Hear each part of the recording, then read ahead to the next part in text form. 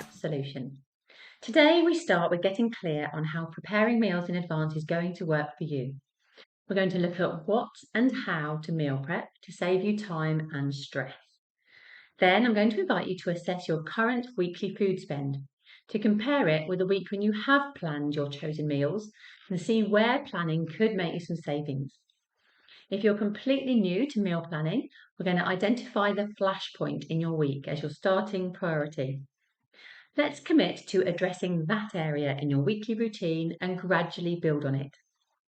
So here are some things to consider. Which days or day do meals feel the most challenging to prepare? On that day, do you want to better streamline the morning routine? Are you up and out too quickly to think about a nutritious start to your day? Perhaps on particular days, not preparing lunch results in you making unhealthy choices because you're so hungry come lunchtime, you end up heading out to supermarkets for meal deals or to other convenient food outlets. Are you spending a small fortune because you haven't brought anything with you? It might be that you regularly plan your evening meals, but at lunch you're forced to opt for whatever you can grab. Or is the evening meal the more difficult one in the day to manage day after day? When you get home from work, do your stress levels soar as you hit the ground running, dealing with what's for dinner?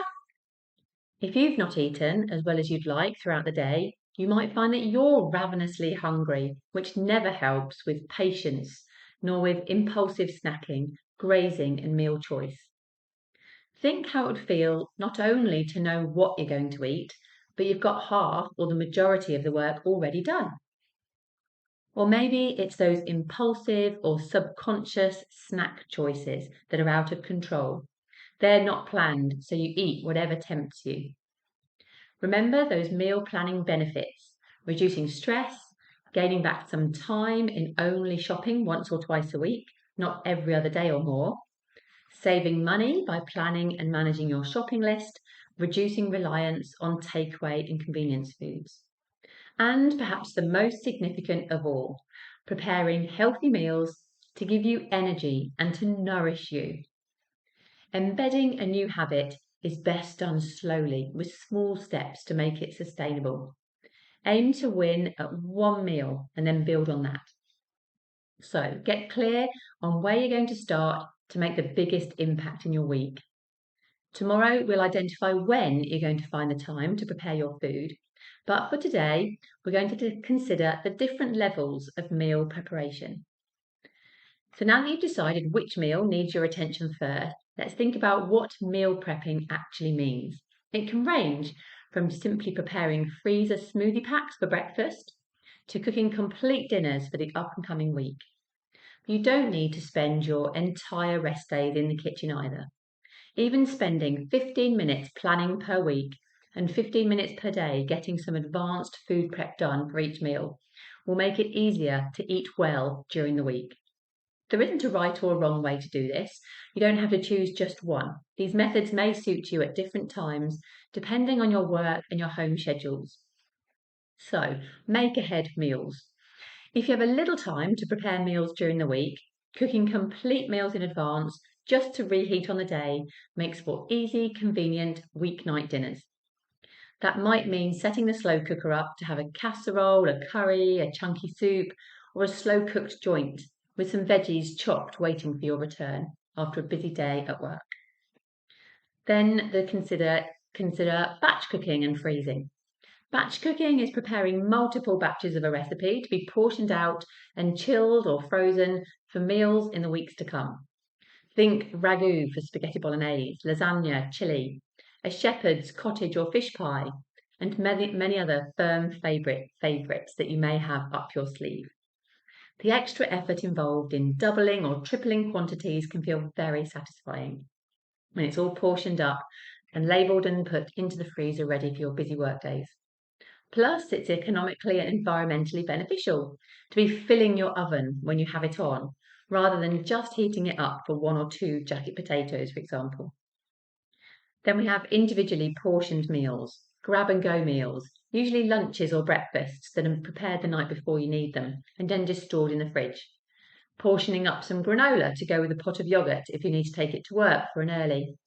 making overnight oats, boiling some eggs and roasting some vegetables to then build a nutritious salad for lunch, or popping some smoothie ingredients into a bag to whiz in the morning, minus the liquid, providing that those fruits aren't going to go brown once chopped. And then just partial meal prep.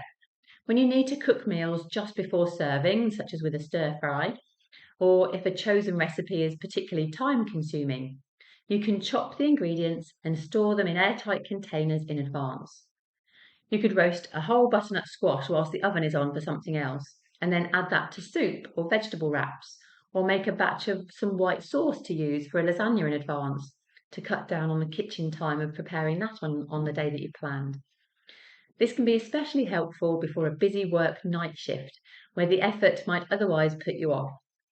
So partial prep may be an option if you're in the kitchen cooking something else and you can get another meal underway.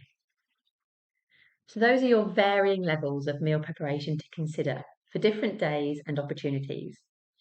You're looking to maximise your time available to addressing those challenging situations when starting completely from scratch just feels impossible, unlikely, and therefore probably isn't going to happen.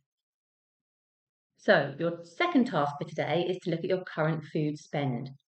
Take 15 minutes or so to look at your monthly bank statements and calculate an average week or month's spend on food. Is it what you expected? To keep track, some banking apps will categorize spending, adding up your food expenditure so you can see how often you visit your supermarkets, and then include spending on drinks such as coffee shop visits if you want to look at savings. Keep this to compare with a week when you have planned your meals and you food shop accordingly. So, day one summary. Consider the day where meal prepping will make the biggest difference to your current routine and commit to planning and preparing that meal in advance to whatever level is going to be helpful. Familiarise yourself with the different levels of meal prep to suit different opportunities of time, and then calculate your current weekly food spend so you can see the financial benefits as well. And then come back tomorrow to find out more about when to plan and how to store your prepared food.